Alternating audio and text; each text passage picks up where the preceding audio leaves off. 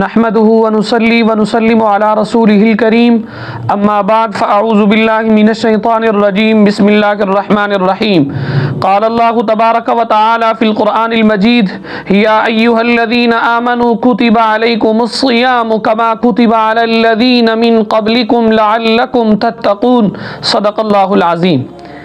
عزیزان من، آج کا ہمارا عنوان ہے روزے کے فضائل اور روزہ نہ رکھنے کا وبال۔ روزہ اسلام کا ایک اہم بنیادی ستون ہے۔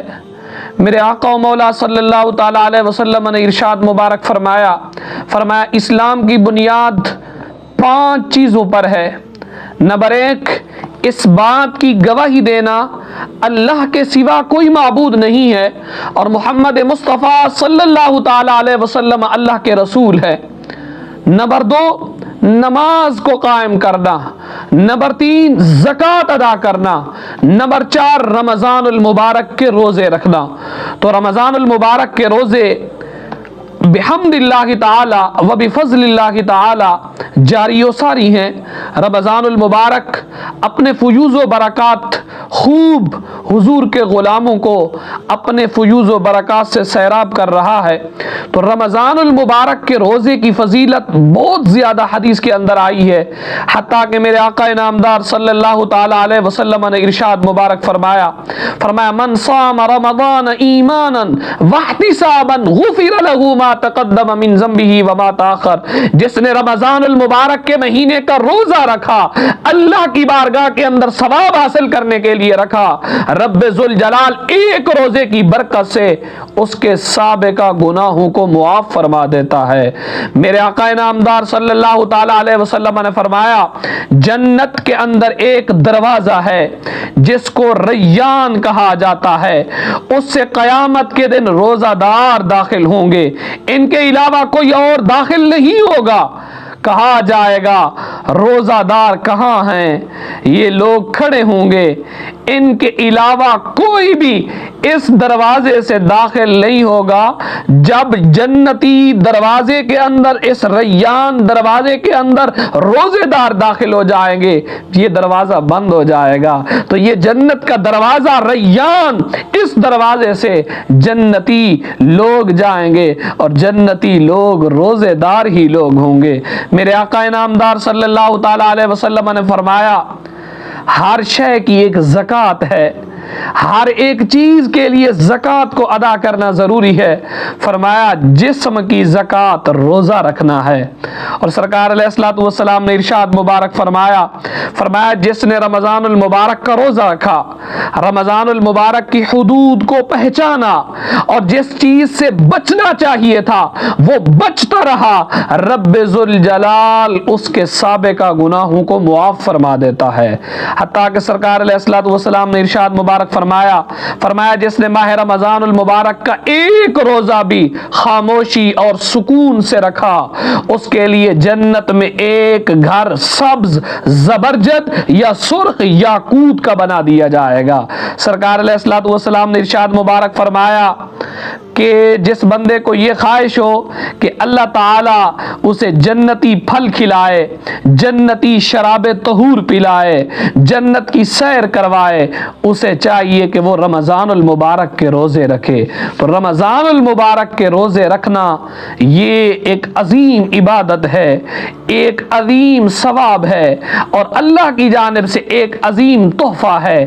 لیکن رمضان المبارک کے روزے نہ رکھنا یہ انسان کے لیے بدبختی اور بد نصیبی کی بات ہے۔ سارا سال انسان کھائے پیے، سارا سال انسان چرتا رہے، حتیٰ کہ ہر ایک نعمت سے لطف اندوز ہو، 11 مہینہ کھانے کے بعد 12واں مہینہ جب آئے تو اس 12ویں مہینے کے اندر انسان ایک مہینہ بھی روزے نہ رکھ سکے، کہے جی میں بیمار ہوں، بہانے بنانے لوگ شروع ہو جاتے ہیں۔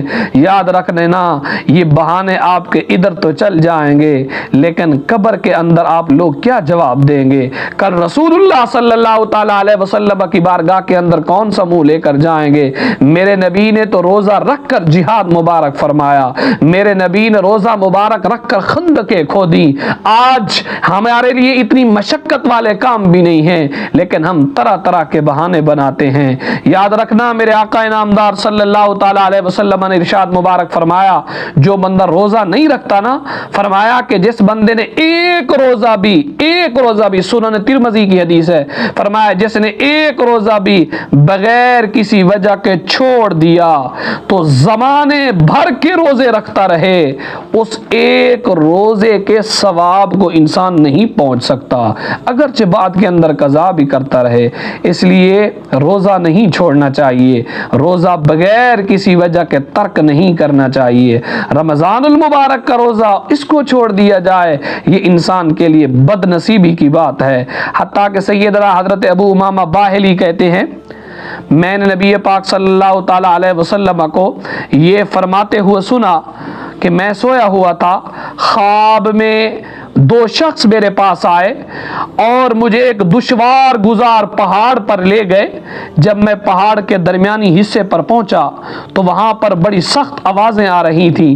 میں نے کہا یہ کیسی آوازیں ہیں؟ تو مجھے بتایا گیا یہ جہنمیوں کی آوازیں ہیں۔ پھر مجھے اور آگے لے جایا گیا، میں کچھ ایسے لوگوں کے پاس سے گزرا، ان کو ان کی ٹخنوں کی رگوں میں باندھ کر الٹا لٹکایا گیا تھا، ان لوگوں کے جبڑے پھاڑ تھے جن سے خون بہ رہا تھا۔ میں نے پوچھا یہ کون لوگ ہیں؟ تو مجھے بتایا گیا یہ وہ بدبخت اور بد نصیب ہیں جو روزے نہیں رکھا کرتے تھے۔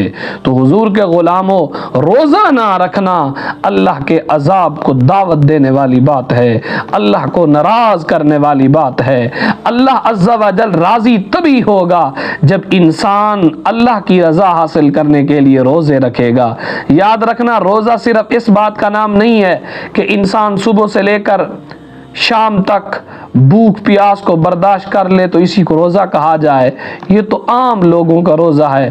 فقہا نے 3 درجے لکھے ہیں، ایک عوام کا روزہ، ایک خاص لوگوں کا روزہ، ایک اخص الخواص لوگوں کا روزہ۔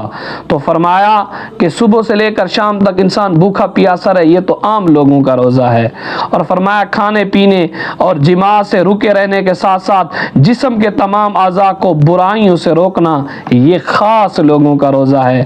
لیکن اخص الخاص اپنے آپ کو تمام امور سے روک کر صرف اور صرف اللہ عز و جل کی رضا کے لیے، اللہ عز و جل کی اطاعت کے لیے، اللہ کی بارگاہ کے اندر ثواب حاصل کرنے کے لیے تمام چیزوں کو چھوڑ کر جن سے شریعت نے منع کیا انہیں چھوڑ دیا جائے، جن کے کرنے کا حکم دیا ہے انہیں اپنا لیا جائے، یہ اخص الخاص لوگوں کا روزہ ہے۔ تو روزہ رکھ کر انسان صرف بھوکا رہے، ایسے روزے کی کوئی حاجت نہیں ہے اللہ کی بارگاہ کے اندر۔ صحیح بخاری کی حدیث ہے، میرے نبی نے فرمایا جو بری بات کہنا اور اس پر عمل کرنا نہ چھوڑے، روزہ رکھا پھرتا رہے، اپنے آپ کو روزے دار بنائے پھرتا رہے، فرمایا رب فرماتا ہے کہ مجھے ایسے بندے کے روزے کی کوئی پرواہ نہیں ہے کہ ایسا بندہ روزہ رکھ کر کھانا پینا چھوڑ دے، ایسے بندے کی کوئی ضرورت نہیں ہے۔ روزہ اسی کا کامیاب ہے کہ جس کی آنکھ کا بھی روزہ ہو، جس کے پاؤں کا بھی روزہ ہو، جس کے کان کا بھی روزہ ہو، جس کی زبان کا بھی روزہ ہو۔ آنکھ کا روزہ کیا ہے؟ فرمایا آنکھ جب بھی اٹھے تو صرف اور صرف جائز امور کی طرف اٹھے، آنکھ سے مسجد دیکھے، قرآن کریم دیکھے، اولیاء کرام کے مزارات کی زیارت کرے۔ اور زبان کا روزہ یہ ہے جب بھی زبان سے بات کرے، زبان سے لفظ نکالے، یا تو رب کے قرآن مجید سے الفاظ کی تلاوت کرے یا رسول اللہ صلی اللہ تعالی علیہ وسلم کے فرامین کی تلاوت کرے۔ اور فرمایا کان کا روزہ یہ ہے کہ کان کے اندر اگر آواز آئے تو صرف اور صرف رب ذوالجلال کے قرآن کی آواز آئے یا میرے مصطفیٰ کے فرمان کی آواز آئے۔ کان کے اندر گانے باجے کی آواز نہ آئے، کان کے اندر غیبت چغلی جھوٹ کی آواز نہ آئے، کان کے اندر صرف اور صرف نیک باتوں کی آواز سنائی دیتی رہے۔ اور ہاتھوں کا روزہ یہ ہے کہ ہاتھ جب بھی اٹھیں صرف اور صرف نیک کاموں کے لیے اٹھیں، یا تو قرآن کریم کے لیے اٹھیں یا نیک لوگوں سے مصافحہ کے لیے اٹھیں۔ تو حضور حضور کے غلاموں، صرف اپنے آپ کو کھانے پینے سے روکے رکھنے کا نام روزہ نہیں ہے۔ روزے کا مطلب یہ ہے انسان کے اعضاء، خواہ وہ کان ہو، خواہ زبان ہو، خواہ ہاتھ ہو، خواہ پاؤں ہو، ہر ایک عضو اللہ کی اطاعت کے اندر مصروف ہو جائے۔ جب رب کی اطاعت کے اندر انسان مصروف ہو جائے گا تو رب ذوالجلال اس بندے سے راضی ہو جائے گا۔